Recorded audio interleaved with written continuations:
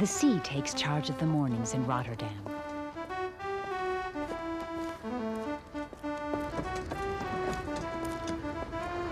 And the dawning of October 15th, 1872, saw the pull of the ocean stir life into the city, as it had for centuries.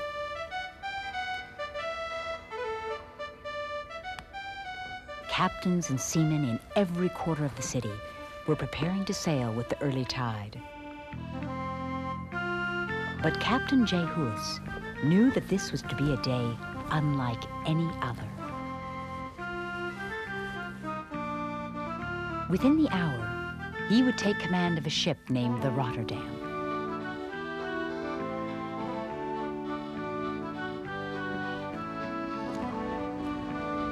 It would be her maiden voyage. And for the first time in company history, passengers would be aboard a Holland America steamship.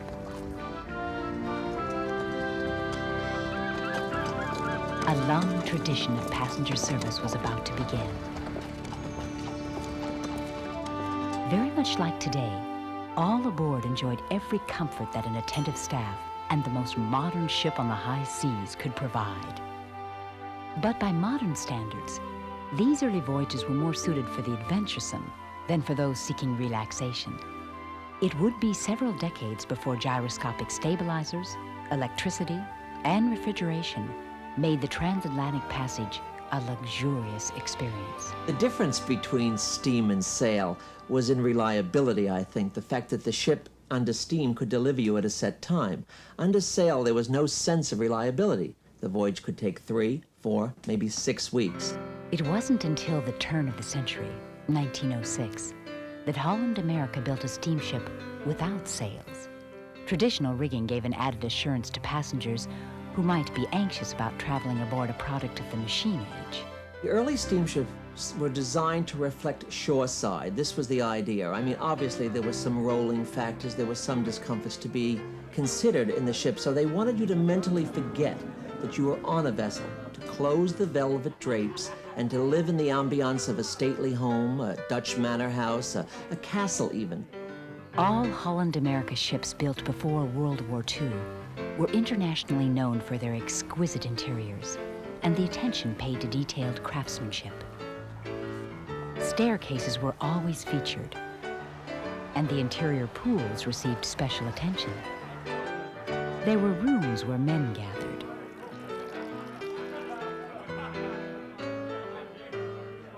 And rooms where the light and the furnishings complemented women's finest garments. These ships all look like a sort of huge old-fashioned hotels. There are hardly any windows, you won't see the sea. That we have completely dropped. The owner said, I want my passengers to have a look at the ocean. That's one of the most beautiful things we can show them. From everywhere you have to have contact with the water. And that was a great influence on all the design. Ships making the transatlantic run between 1900 and 1915 could accommodate approximately 375 passengers in first and second class staterooms. However, the vast majority of passengers were carried in third class, men, women, and children paying between $10 and $20 apiece. The ocean liner, of course, participated as the vehicle for the greatest mass immigration movement the world has ever seen. And in 1907, for example, 12,000 immigrants a day were arriving in New York Harbor. Holland America carried 10% of all of those people who came, of the total 16 million who crossed from 1850 to the early 1920s. In Rotterdam, Holland America operated a hotel exclusively for people seeking passage to the New World. While waiting, they received language and cultural instruction and learned how to answer the 30-second specialists who would examine them upon their arrival in America. It's estimated that 40% of all Americans trace their heritage to someone who walked these tile floors on the Island of Tears, Ellis Island. Fortunately, over 90% of the immigrants crossed the last mile to Manhattan to start new lives. People with names like Einstein, Carnegie, Toscanini, Sarnoff, Berlin, Hope, DuPont, and Bell. In May of 1938, while the world was recovering from the aftershocks of the Great Depression, Holland America unveiled a ship that continues to influence the design and decoration of every modern cruise ship. The New Amsterdam was more than modern. Inside and out, she was a thoroughly executed work of art. The ceiling of the Grand Salon was an enormous cast aluminum sculpture. A carved wood figurehead greeted passengers on the main stairway. And although little remains of the actual ship, renderings and photographs give some indication of its splendor.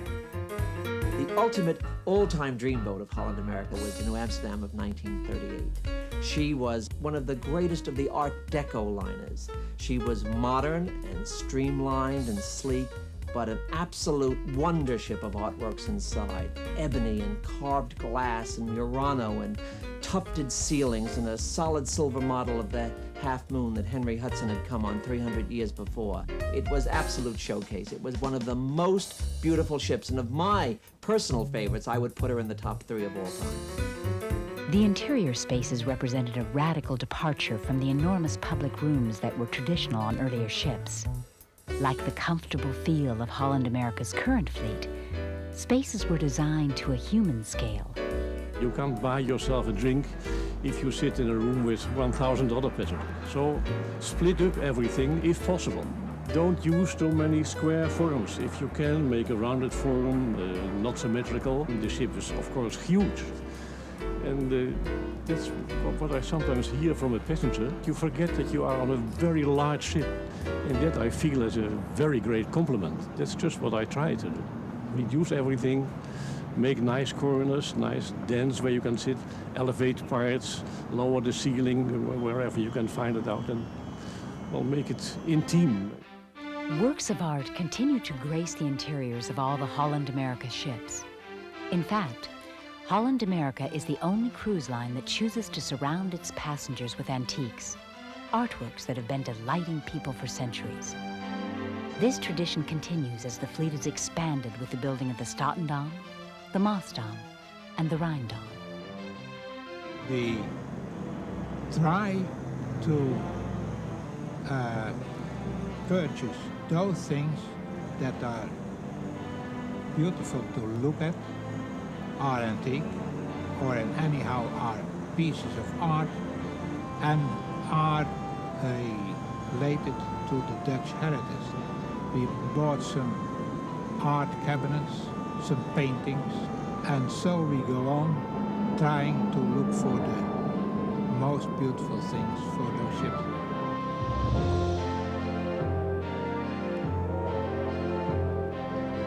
The Rotterdam was designed as a ship of state and remains that. It is a floating, fantastic maritime wonderland of specially commissioned art, 2-story dining room, grand lounge with a staircase coming into it, great foyers and wonderful descending stairways. This ship was designed to be spectacular, as a great hotel would be ashore. She's the grand hotel of the high seas today. Holland America's new liners, the Statendam, the Maasdam, and the Rijndam, will incorporate some of the same elegant design features, like grand stairways that descend into the dining rooms. It'll be the ambience of the past, blended into perfectly modern new ships, the style of what ocean liners are meant to be. The central atrium will reach up through 3 decks. And the focal point of this central meeting and gathering place will be an antique Italian fountain carved centuries ago. Holland America has never lost its respect for the past, especially the traditions that have been established and followed within its own history. No tradition is more honored aboard a Holland America ship than that of providing superb service to passengers. Well, I think you could describe the type of service on board the ship with one word, and that's gracious. The Indonesian and Filipino people are extremely gracious, and it's a remarkable sight to see people adjust to this style of a personality when it comes to service. Being from the Western Hemisphere, we have an awful lot to learn from people from Indonesia and the Philippines in the way in which they conduct themselves and treat each other, as well as treating, of course, the people that they're serving. They are a delightful people, and they are superbly suited to the service industry because of the fact that they treat it as a profession. Little did I realize 28 cruises ago that this quiet, gentle man would become one of my dearest and most cherished friends. Corey's style is one of dignity, grace, and quiet charm, coupled with constant attention to the smallest detail. Thank you, Cornelius, for making our cruises extra special. Thank you for the gift of your friendship. In our opinion, BEMA is the Holland America line all rolled into one. Warm, friendly, courteous, and personal service with that added extra touch. We have memories to last a lifetime. My daughter remembers the game Dave played each time she saw him. Counting the 4 fingers she held up for her age was 5. Even during the cruise show, he held up those 4 fingers to let her know he saw her. What a kind man he is. We'll always remember Dave. There's a magic about being on a ship, but the concept of a moving city, an entire metropolis that goes to sea of people, staff and passengers together comfortably, safely, and in total, wonderful, luxurious ambiance. It should actually be like an enormous house party, which just goes on for a little bit longer than the average house party.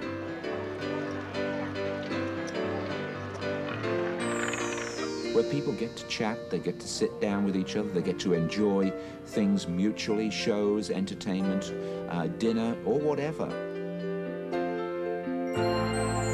And also, of course, we have to take into consideration people come on board to do absolutely nothing but relax and watch the sea go by. And at the helm, a crew with 5 centuries of nautical heritage is setting the course.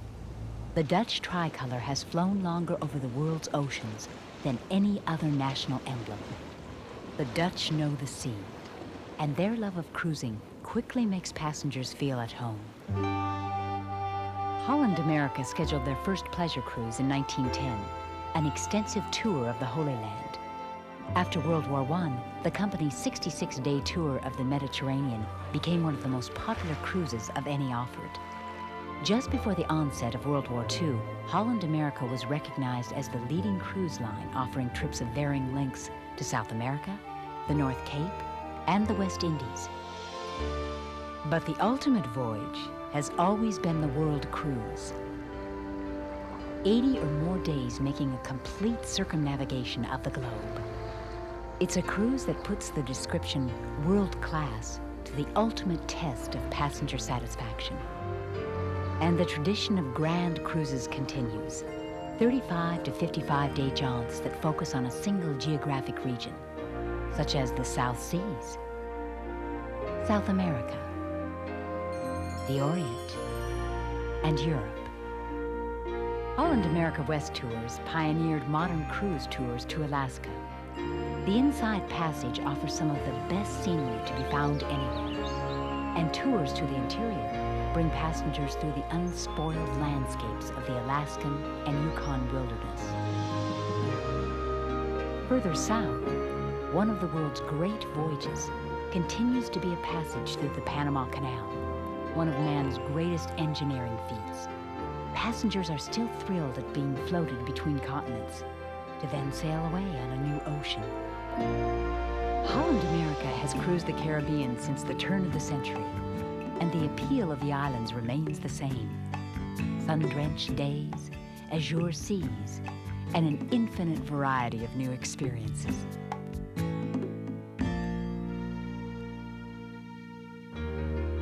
Whatever cruise a passenger chooses, wherever in the world they may go, quality will travel with them. They'll be aboard one of the most distinguished ships on the 7 seas, the Grand Dame of the fleet, the Rotterdam, extending the graciousness of another era to her passengers. The New Amsterdam and the Noordam, modern sister ships that re-inspired Holland America's tradition of decorating with antiques and fine art.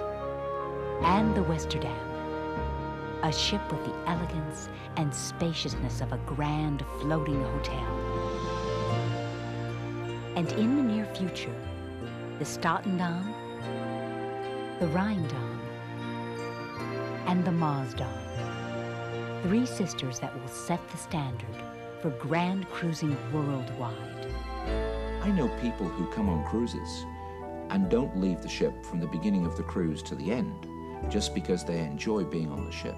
They see these wide open spaces, the most incredible scenery. It is breathtaking. How wonderful it is to be alive.